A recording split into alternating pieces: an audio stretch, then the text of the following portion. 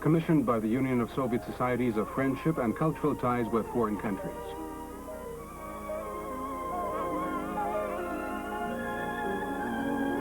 On October the 7th, 1977, the Supreme Soviet of the USSR adopted the nation's new constitution, the fundamental law of developed socialism. The new Soviet constitution, for the first time in history, proclaims, among other human rights and freedoms, the right to housing.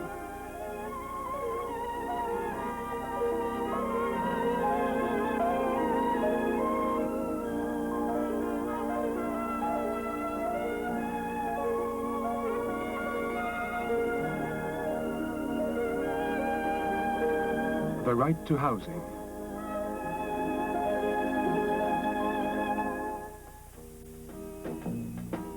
Any right is real only when a person can use it, when it's guaranteed by the society. Today, the Soviet Union is a huge construction site. Nowhere in the world is housing construction proceeding on such a scale as in the USSR.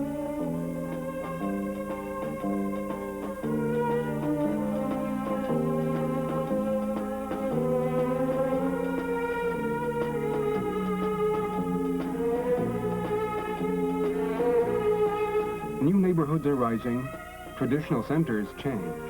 A powerful building industry has been created.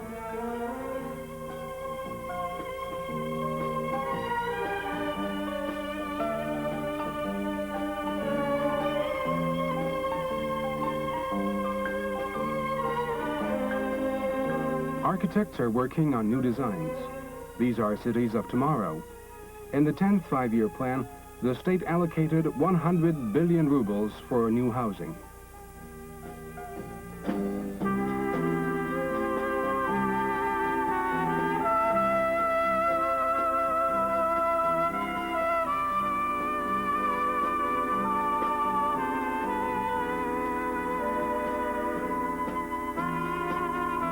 This is northern Chertanovo, a new neighborhood in Moscow where 20,000 people will live in spacious, comfortable apartments with plenty of greenery and bodies of water.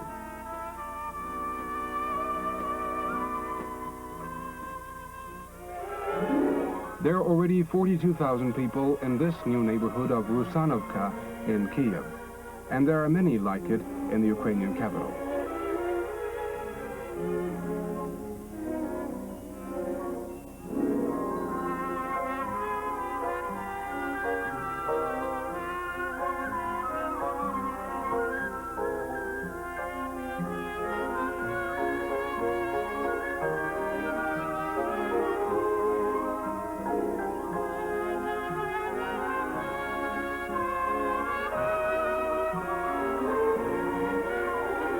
In the last 20 years, 232 million Soviet people have moved into new homes and improved their housing conditions.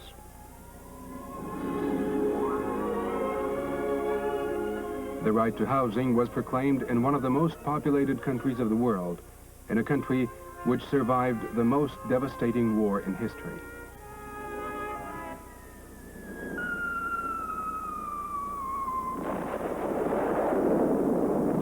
"70,000 villages were destroyed in our country during the Second World War. 1,700 cities lay in ruins like Khreshchatyk, Kiev's main street."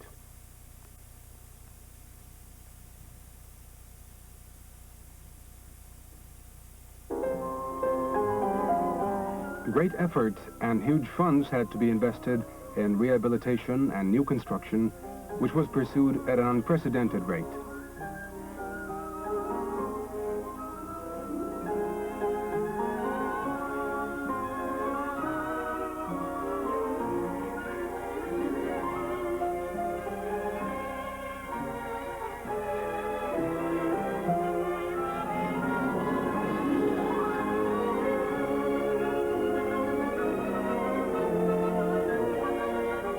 How is the right of our country's citizens to housing implemented in practice?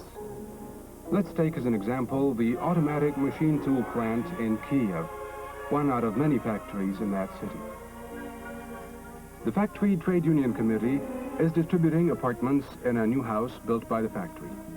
The chairman of the Housing Committee announces the results of a thorough checking and selection of candidates. Not all applicants can receive apartments in the new house. A queue is set up. Preference is given to war invalids, veterans of the factory, and large families. Strict order is maintained.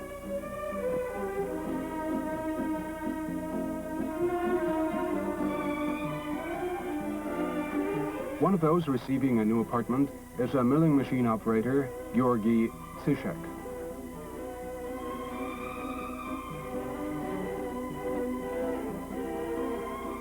Whoever finances housing construction, the city or factory, there's only one owner, the local Soviet of People's Deputies.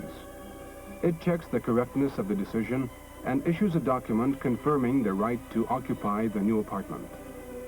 This uniform government system assures fair distribution of housing, as specifically stipulated in the new constitution.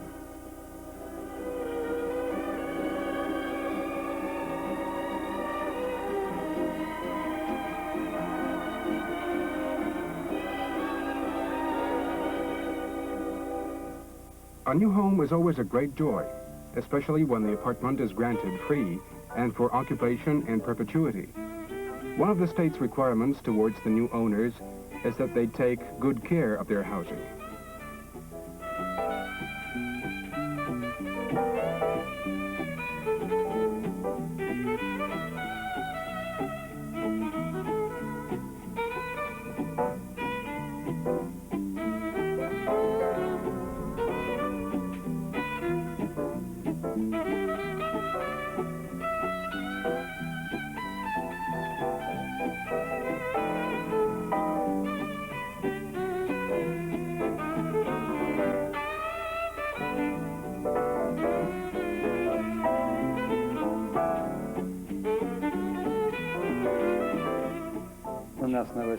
We're having a housewarming party, expecting guests. How nice. Congratulations. How do you like your new apartment?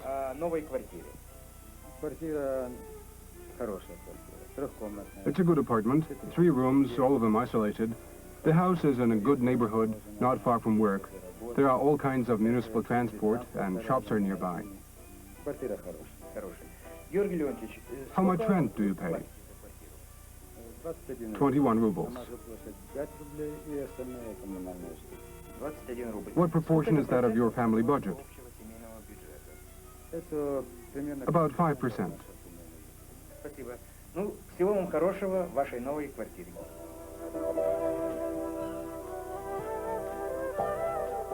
A good apartment means more than the roof over one's head. It's also the quality of the neighborhood, the fresh air, the greenery. Together with the home, one also needs all that makes an enjoyable life.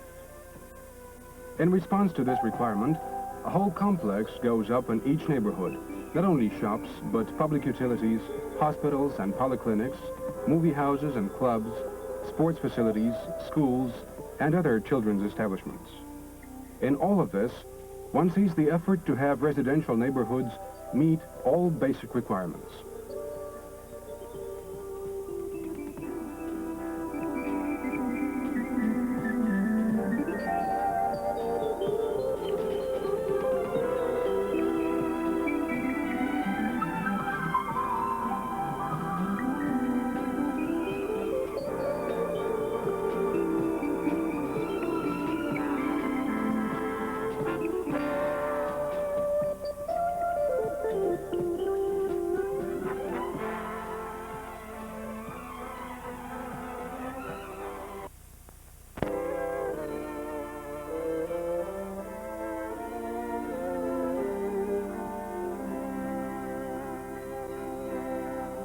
As in many other cities, the historical center of Tallinn, capital of Estonia, comprises buildings of great architectural value, which create the city's inimitable image, just as Tallinn chimney sweeps give it its special atmosphere.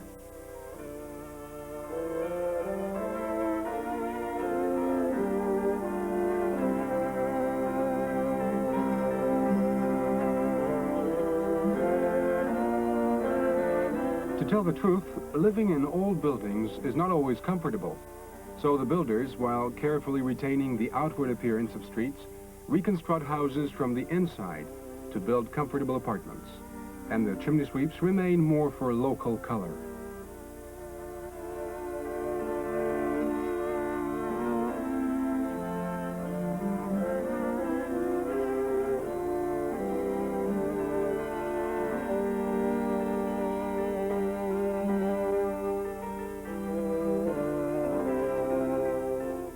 Housing maintenance in a big city costs a lot.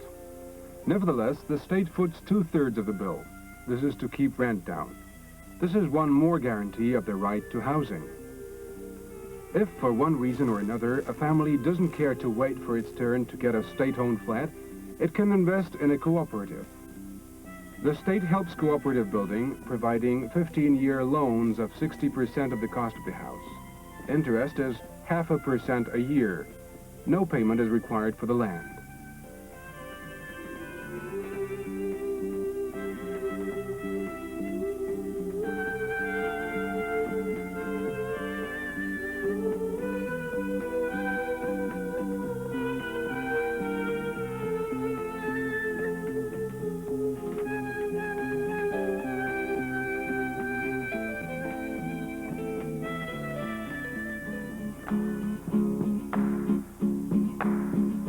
But a house needn't necessarily be either state or cooperative.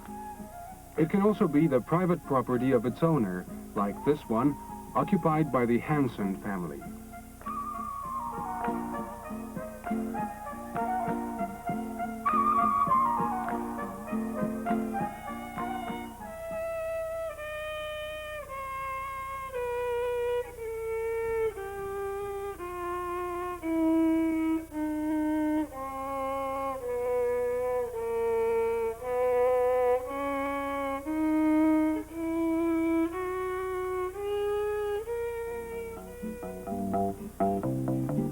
Hansen is a cooperative farm architect. All the houses here are built according to his designs.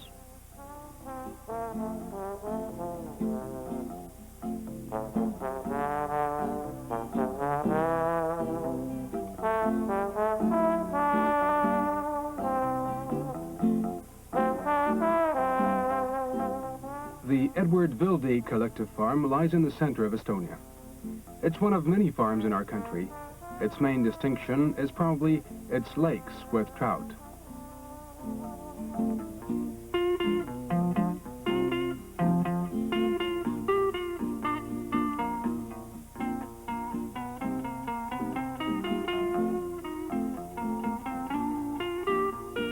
The fish provides for a considerable income.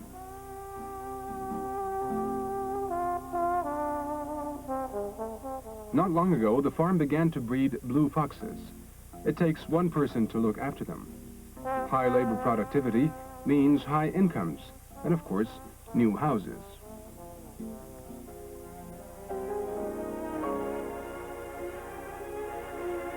Eric Erelt, the cooperative farm chairman, discusses building plans for a new street in Pajusti village.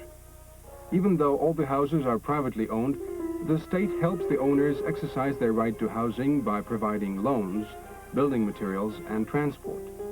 If you want to live in your own house, you can build it.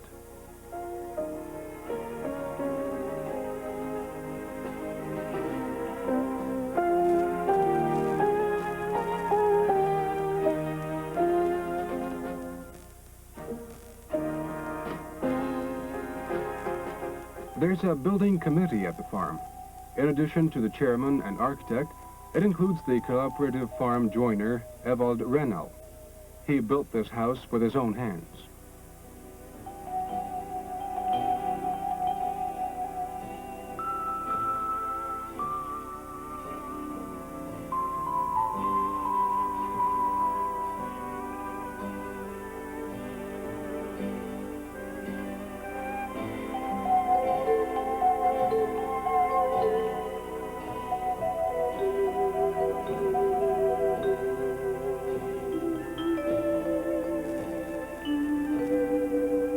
The conversation drifts to village news.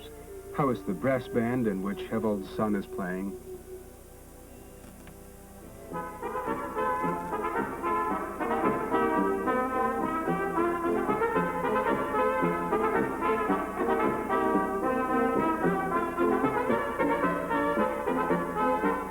What are their daughter's achievements in the equestrian school?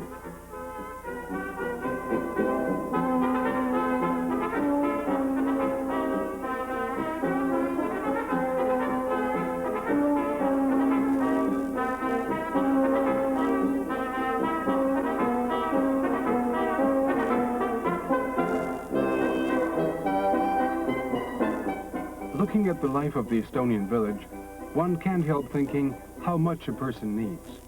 But the main thing, on which everything else hinges, is confidence in the future. In our country, this confidence is bred by the right to education and the right to work, and many other real rights and freedoms. One of the most vital and important among them is the right to housing.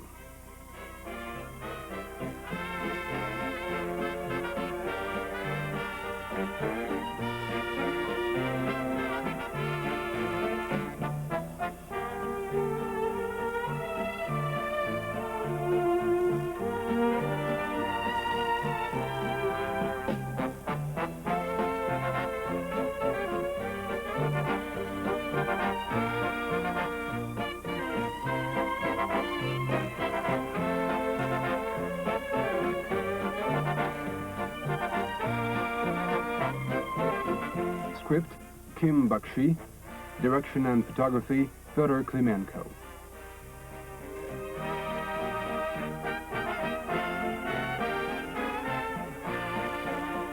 The Ukrainian Documentary Film Studios, Kiev.